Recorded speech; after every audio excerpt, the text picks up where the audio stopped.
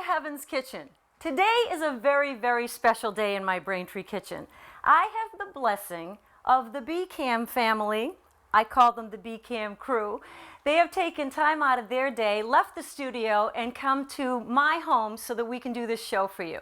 So because they're doing that for me, I'm going to make them a really nice lunch. So in order to get things rolling, I'm going to do things backwards today because I want to do a dessert first so I can get my oven going, and then I'm going to take a quick break so that we can get the nice chicken sauté that I'm going to do for lunch ready to roll. So let's get right to it because I don't have to be my own camera person. So I'm going to get Martha preheating. This is called an impossible buttermilk pie. And it's only impossible because it's impossibly simple. So let's get Martha preheating to 350. That's our first step. And we're going to do convection like I always do. All that's going to do is save us some time. So let's get underway.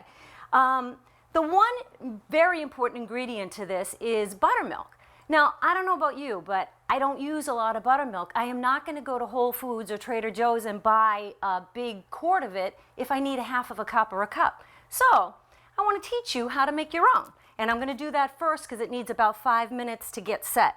So the equivalent of 1 cup to make buttermilk, use 1 cup of regular milk, and I already have it measured out.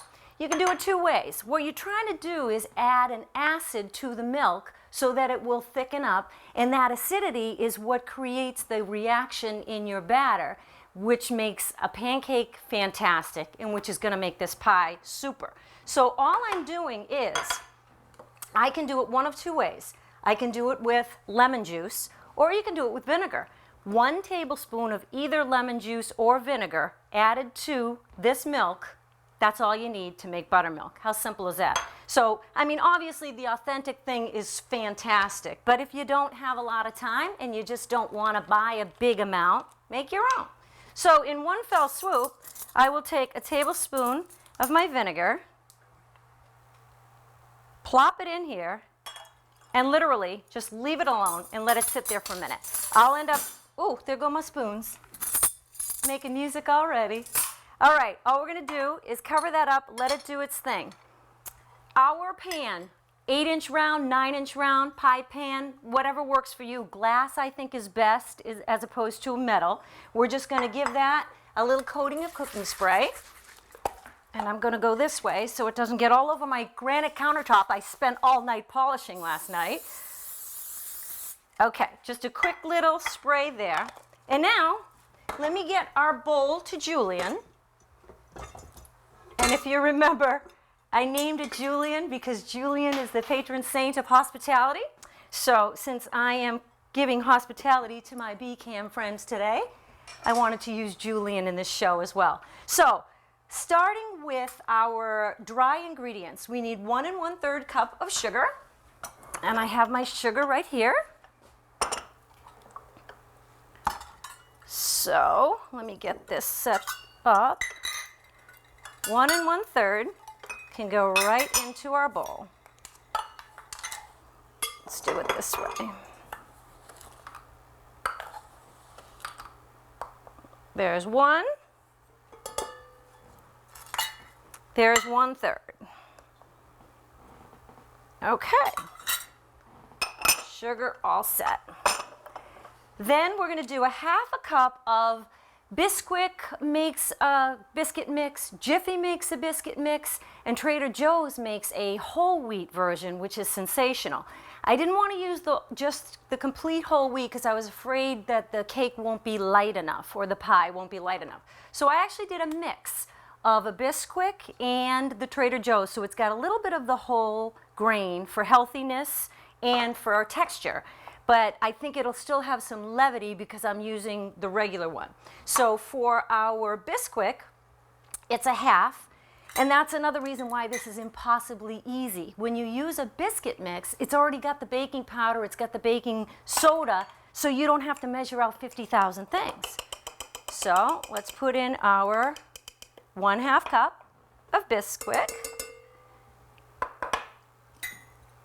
Okay, now let me just give my buttermilk, my fake buttermilk, and you'll see, it almost gets a little thick and curdly. It almost looks seriously like spoiled milk, but it's not at all, and it's going to give a great flavor to this pie. So it's going to be fine in 2 seconds once I get everything else in. We are going to do 3 eggs, and I always advise everyone, when you're cracking your eggs, don't crack them into your batter. If you happen to have a bad one, you certainly don't want to ruin all the batter you've already measured. So crack them into your measuring cup first. Just make sure they're all fine and dandy. There's 2. And I'd love to impress the BCAM crew with, you know, the one-handed crack, but if I do that, it'll fall on the floor, so I'm not going to bother. So here we go. 3 eggs. In we go. Okay? Put our measuring cup aside. Let's take our buttermilk, which is doing it, thick and kind of curdly looking. That's what I want. 1 cup of buttermilk. See what I mean? See how it's thick? And that happened in less than 5 minutes. And it's going to give the result that we're looking for. Okay, flavorings. This pie, as a basic pie, is just vanilla. I absolutely adore almonds, so I'm going to do vanilla and almond. And something that I think adds so much to a cake or to a pie is the zest of a citrus fruit. And when I say zest, I mean you really do need one of these cute little tools. This is called a micro zester. And all you're going to do is very carefully, very slowly, spin your orange and just give it a little bit. We're only looking for maybe a tablespoon here. You don't want to get all the way down to the white part. You only want to do where all the fruit oils are, and you'll smell it as soon as you go. So it's a little rasp grater, and this is all you're doing. You're putting a tiny bit of this in, and you would be amazed that little tiny bit of zest, what it can do to give flavor. And I just thought orange and almond and vanilla together. Frankly, I've never done it with the orange peel, but I think it's going to be sensational. And it smells wonderful. So I'm going to do that too. Now my 2 flavorings, almond and vanilla. And I'm going to do a full teaspoon of the vanilla. The almond is super strong. And frankly, Kayleen's not a huge fan. So I think I'll only do a half. So we'll do 1 teaspoon of vanilla. And I will do just a half of a teaspoon of almond. Okay, now let me just double check my list, but I'm pretty certain that's all it is. And yes, that's all it is. So we're gonna go pop this on to my dear friend Julian, and I am going to use a gentle, I love this paddle. I just scored this recently because it scrapes as it goes. Obviously, the whisk attachment I use when I do cakes because I want levity. This one, I don't want it to be as heavy duty. So I'm going to start with this one just to get it mixed up. And we shall see if I need to add the whisk. So let's lock it up. Let's just get it stirred up. Well, plugging it in would help, wouldn't it, Janelle? Okay, so we want to get our batter stirred up. Doesn't take long at all. And I can already tell, because I definitely do want it to be fluffy, I'm going to switch it out real quick. I wasn't really sure until, because the first time I did this, I did it in a blender. And the blender obviously is really, really high speed. So let's do it with the whisk. Okay, let's crank it up. Doesn't take much. Obviously, you don't want to start it at the highest speed first because it's going to splash all over the place until your eggs and everything starts to consolidate a little bit, which it's doing beautifully. And it's actually going to be like a thin custard consistency, thinner than a cake mix, almost like a crepe batter, I guess would be a great description of it. And that is looking perfect to me. See how simple? And I can smell the orange, I can smell the almond. It smells fantastic. Okay, so your impossibly easy pie is done, except for baking it. So we are going to just pour the batter right into my prepared pan.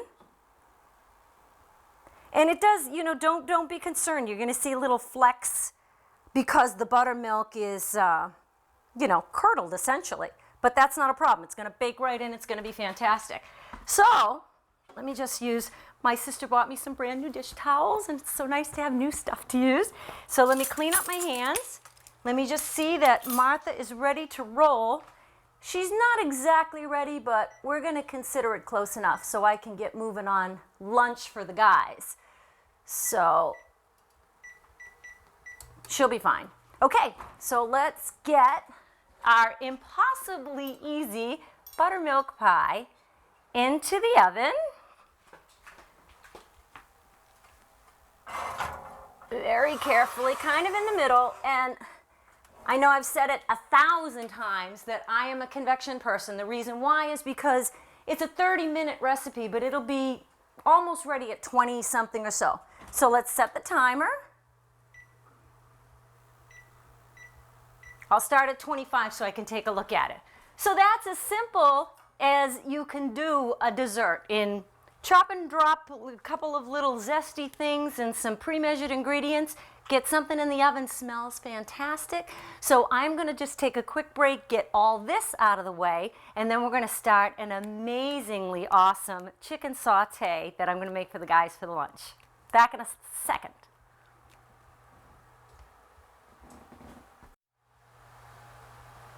Welcome back. Our impossible buttermilk pie is starting to give me that nice fragrance that I love. Little orange, little almond. So now it's time to start the main event, which is my herbed chicken saute.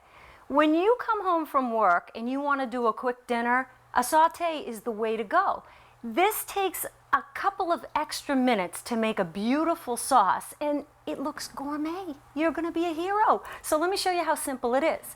First things first, you don't have to use the more expensive piece of chicken if you don't want to, but if you don't buy the cutlet, which I did for today, you're going to have to cut it thinly yourself, and you're going to have to pound it. So you can see that these are just beautifully thin cutlets, and they're going to serve my purpose today perfectly and make this a lot quicker for everybody. So first thing we're going to do is season our chicken with, obviously, some salt, always, and some fresh ground pepper, always. Okay?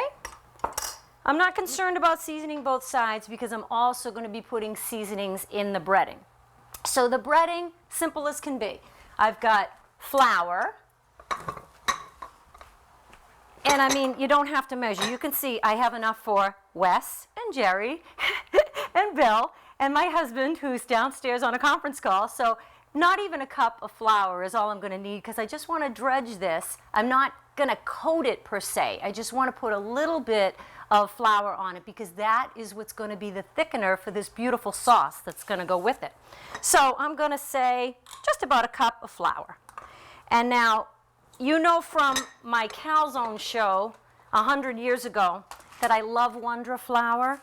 And it's only because it's pre-sifted, so it's really easy to work with. So I'm just going to mix a little of that in because I just think it'll make for a really great consistency. So just take a fork, and basically all we're doing here is creating a nice little flour breading for our chicken. Now the herbs in this, interchangeable. Use what you like, but the kind of combination that I love, I think rosemary is fantastic with chicken. It smells great. I actually have my fresh rosemary plant over there that I'll probably garnish with, but for purposes of my nice little flour mix. And the only reason why I rub these like this, it just kind of brings them back to life, and it gives you that scent, which I love. So I'm going to throw in, let's call it teaspoon or so of rosemary. Same thing with sweet basil. And I mean, what's not to love about these herbs? I mean, I think everybody loves these. They're pretty mellow. If you like a heavier seasoning, you could do oregano. I've never been a super oregano fan, so I'm just going to keep it basic. And you know, like I do with everything I ever make, is garlic powder and onion powder. Because I've put the salt and pepper on the chicken, I'm not going to add any more of that. I think we've got plenty of that. And I can hear that our pasta water is ready to roll. So I'm going to take 2 seconds, and the guys are going to love me for this. They're getting organic whole wheat pasta. They might prefer the regular, but when they're in Heaven's Kitchen, they're going to eat healthy. So I'm going to dump the angel hair pasta, and I know this is going to be hot. My sister Kathy gave me these beautiful new oven mitts. So we got this cranking. Let's get the pasta ready to roll. And just a basic pasta lesson, make sure you give it plenty of water to swim in.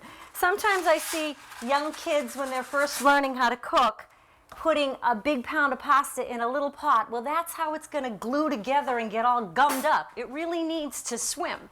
So I'll just take my tongs, give it a speedy, quick little stir, and we're going to let just pasta do its own thing.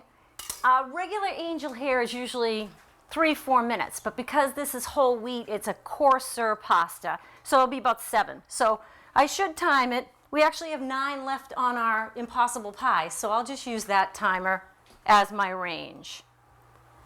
Okay, so back to our chicken. I've now got garlic powder. I'm going to add onion powder. And we're going to just give it a little mix like this.